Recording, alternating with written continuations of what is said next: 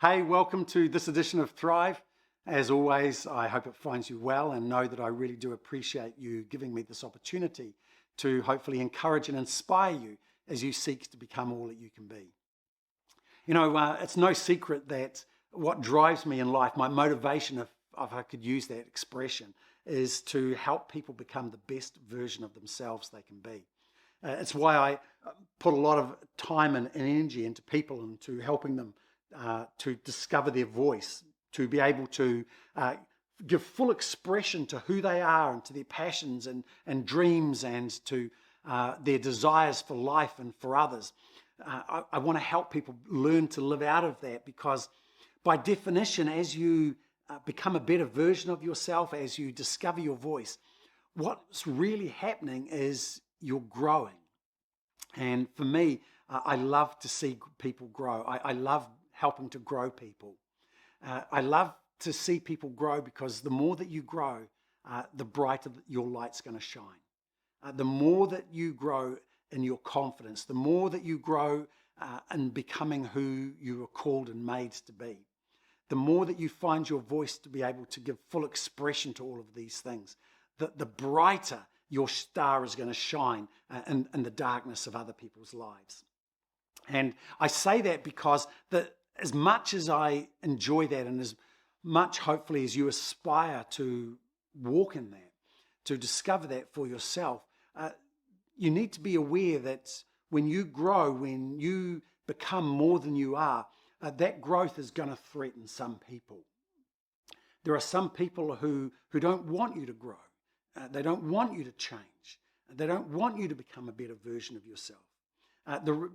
There's many reasons for that, but generally it's because when you change, it highlights the lack of change in their life. When you develop new interests and new pursuits and things that used to stimulate you, when they no longer do, when your interests have evolved, so to speak, what happens is those of us who haven't gone on that journey with you become a little bit exposed, so to speak, because the gap is not a gap of intellect. It's not a gap of culture. It's a gap of growth. And there's something in each of us, I think, that's wired for growth. And so when we don't and other people do, it makes us feel uncomfortable.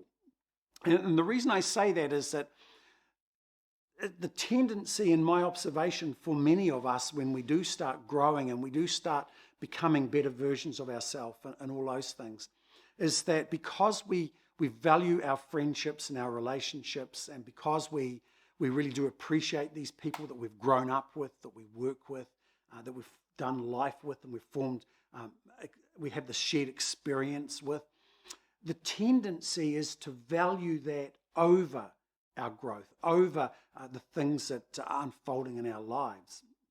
And because of that, it creates a tension. And if we don't manage that tension well, in my experience, what happens is that we end up allowing that tension to draw us back into what we were in order to maintain those relationships rather than to go forward. And I say that because you should never hold on to an old version of yourself that you have grown out of, so to speak. You know, the reason that you're growing is because you're learning to push back against the limitations that others have pushed on you. You've learned to change your thinking about yourself and about life. You've learned to discover how you've been wired and what that means, and you've just begin to dream of opportunity and potential and all of these things. And these are life critical, if I can use that term. And I want to encourage you not to let others hold you back, because when you let others make your world for you, they're always going to make it too small.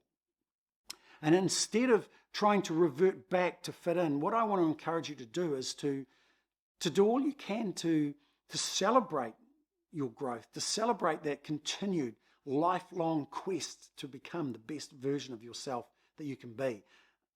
But learn to take people on that journey with you. Not everybody will want to, and not everybody will, but just as other people have helped you become who you are, why not help other people become more than they are as well?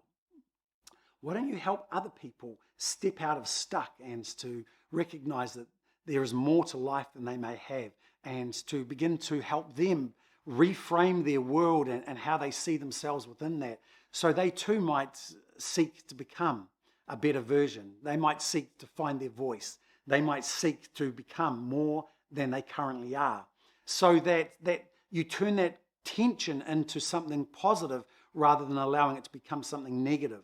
Instead of having that tension try and pull you back, you use that tension to try and draw others into your new world.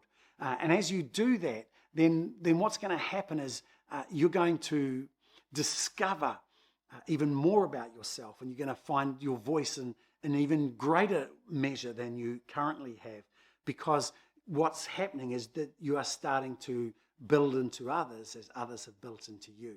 You're starting to do for them what they've done for you, and I think that's really what it means to be the best version of ourselves. Because for me as a Christian, I don't think that we can ever live out of the best version of ourselves. We can never truly find our full voice outside of a relationship with Jesus. And what Jesus did was give himself for others. And so you are where you are because of what he did for you. I am where I am because of what he did for me. I am who I am because of everything he has done for me. And so if I'm going to be true to that, then I need to do it for others, and so do you. And so I want to encourage you that as you have become a student of becoming the best version of you, as you seek to thrive, as you seek to grow, as you seek to build resilience, as you seek to become the best version of you that you can, why don't you just slow down a little and become more aware of those things that have helped you make that transition, those things that are helping you grow and become who you are, and then pass them on, share them with others, and do for others, as I say, what others have done for you. Because as you do, what's going to happen is that, I've talked about this before, you're going to build influence. And trust me, influence is probably the most precious currency in the world today.